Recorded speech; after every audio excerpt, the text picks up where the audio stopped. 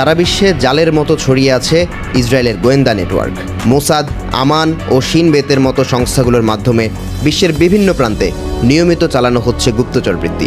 ঢাক ঢোল পিটিয়ে ইহুদি রাষ্ট্রটি সংস্থাগুলোর গুণকীর্তন করছে খবরের কাগজ, টেলিভিশন কিংবা বড় পর্দায়।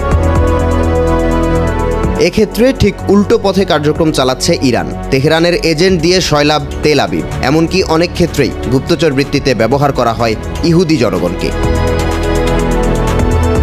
সম্প্রতি ইরানের পক্ষে গুপ্তচর বৃত্তির অভিযোগে আটক করা হয়েছে এক ইসরায়েলি ব্যক্তিকে। টাইমস অফ ইসরায়েলের প্রতিবেদনে উঠে এসেছে এই তথ্য। পুলিশ ও শিন বেতের যৌথ বিবৃতিতে জানানো হয়, মোশে আত্তিয়াস নামক ব্যক্তির আবাস মধ্য ইসরায়েলের ইয়াভনে শহরে।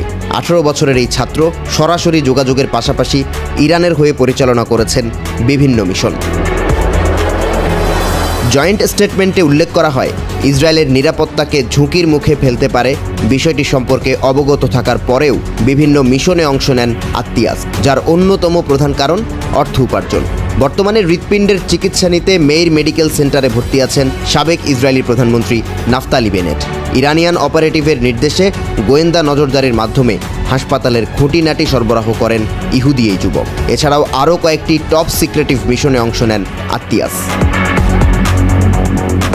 গাজায় যুদ্ধ শুরুর পর থেকে ইসরায়েলে নিজেদের গোয়েন্দা কার্যক্রম বাড়িয়েছে ইরান, যা ঠেকাতে বিদেশি এজেন্টদের সঙ্গে যোগাযোগে নাগরিকদের উপর কঠোর বিধিনিষেধ আরোপ করেছে ইসরায়েলি পুলিশ। প্রণয়ন করা হয়েছে আজীবন কারাবাসের আইন, যদিও এতে বিন্দুমাত্র সুফল পায়নি নেতানিয়াহু সরকার।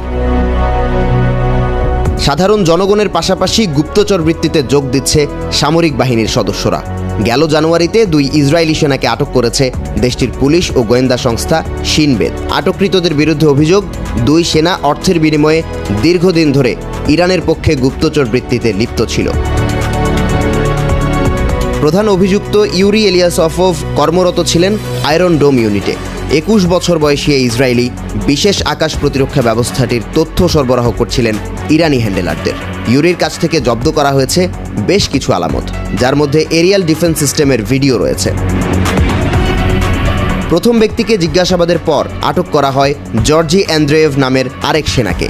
ইসরায়েলি গণমাধ্যম ইআইনেট নিউজ সাইটের তথ্য বলছে, ইরানি এজেন্টদের কাছ থেকে ইউরি পেয়েছিলেন $2500। অপরদিকে মাত্র $50 দেয়া হয় জর্জিকে। 2024 সালের ডিসেম্বরে ইরানের হয়ে গুপ্তচর বৃত্তির অভিযোগে আটক করা হয় প্রায় 30 ইসরায়েলিকে, যাদের মধ্যে বেশিরভাগই ইহুদি ধর্মাবলম্বী। জিজ্ঞাসাবাদের পর জানা যায়, বেশিরভাগ ক্ষেত্রে ছোট ছোট কাজ দেওয়ার মাধ্যমে নিয়োগ দেওয়া হয়।